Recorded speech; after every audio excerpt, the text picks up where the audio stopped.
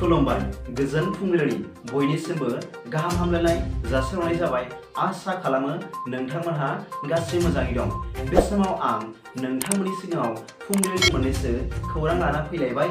अन्नानै भिडिअखौ स्किप खालामाजासे जोबजासिम नायलांदो। दिनैनि फुंबिलिनि मोननैसो खौरांफोरा जाबाय।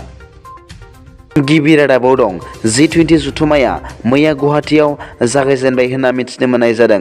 मिथिनो मोननाय बादिब्ला बे गुवाहाटीआव जानाय G20 नि जथुम्मानि हाबाफारिखौ आगुनि आसामनि गिबि मन्थ्रि मानाव गेदेर सर्बानन्द सन'वाल बिथाङा बेखेवनानै होदों होनना मिथिनो मोननाय जादों। मख'नो गोनांदि बे जथुम्मायाव G20 हादरफोरनि 95 जन गुबुनारि थान्दैफोरखौ लाफानानै गासै 100 जननि बारा थान्दैफोरा बे गोनांथार सावरायलायनाय हाबाफारियाव बाहागो लानो थाखाय फैदों होनना मिथिनो मोननाय जादों। मिथिनो मोननाय बादिब्ला बे सावराय जथुमाव माबोरै रांखान्थिखौ गोजोरै जौगाहोनो हायो बेनि सायाव गुवारै सावरायनाय जागोन होनना मिथिनो मोननाय जादों। बे जथुम्मानि सावरायनाय हाबाफारिया साननै सोलिगोन होनना मिथिनो मोननाय जादों। नैथि रादाबाव दं BTRनि CM प्रमद बर' आरो हाग्रा बिफाननि मावफुं सोद्रोमा रनजित बसुमतारिनि नाजानाय आरो BTR सरकारनि बानजायनायाव बड'लेण्ड हायुङारि ओनसोलाव गोदै जांख्रिथाय हाग्रानि बेरेनिफ्राय गोनोखोआरि आदबजों बेरे फिसिनाय फोरोंथायारि हाबाफारि आरो आगजु राननाय हाबाफारि बानजायदों होनना मिथिनो मोननाय जादों।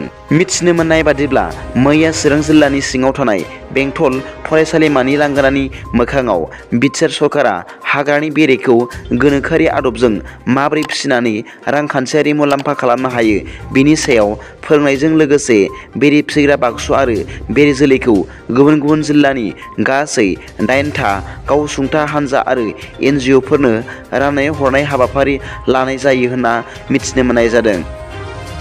थामथि रादाबाव दं दुखुनांथाव जाथाय सानै बिसि फिसाया गारि सिङावनो खामजानानै अबथिरा जिउ गोमाजादों।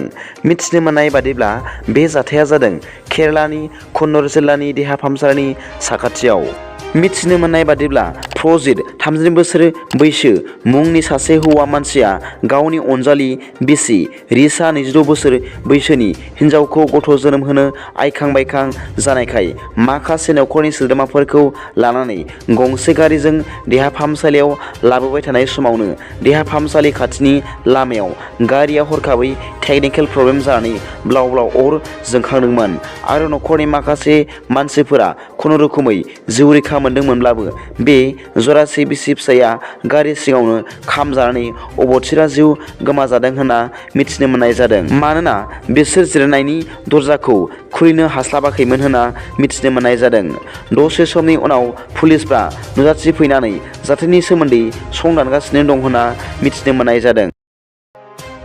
ब्रैथि रादाबाव दं दिनै 3 फेब्रुवारिनिफ्राय हमगोन उन्दै बैसोआव जुलि जानायफोरखौ।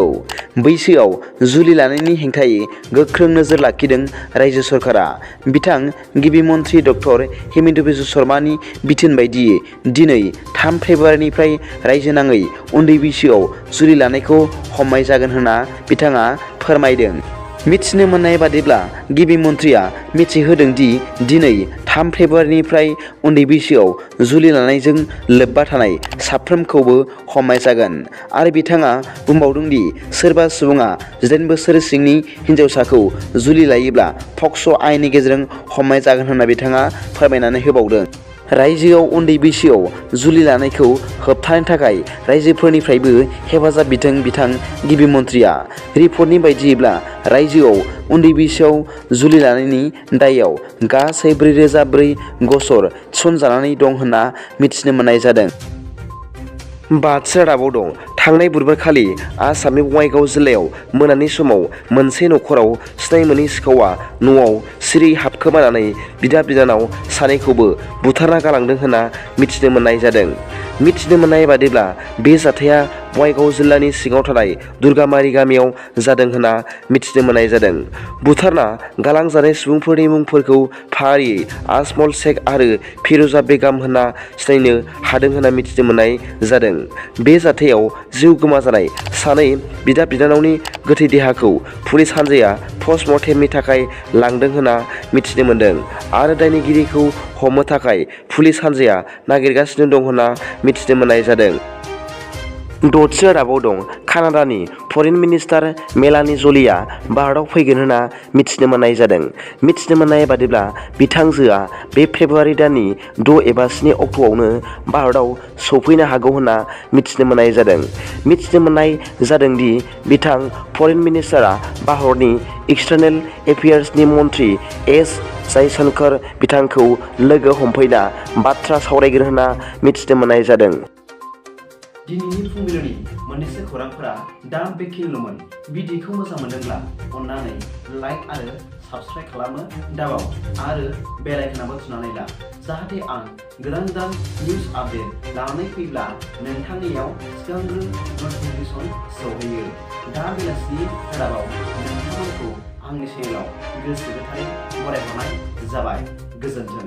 एसेनोसै। जय बर' हारिनि जय।